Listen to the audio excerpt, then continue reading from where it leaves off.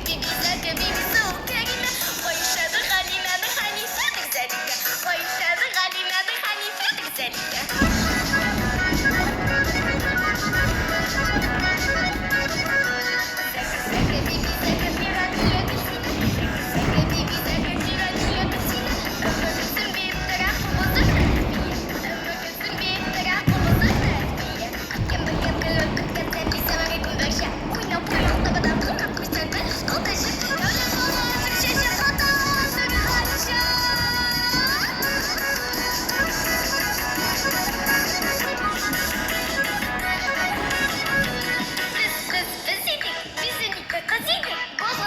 Yaşadık, derken kırdık, boğuşadık. Kır boyunda su içtik, su boyunda su içtik.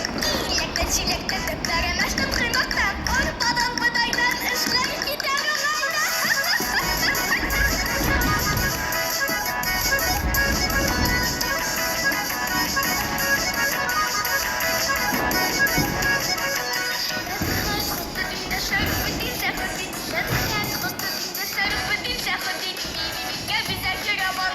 Şerifte. Birbirlikte güzel çıramanı sol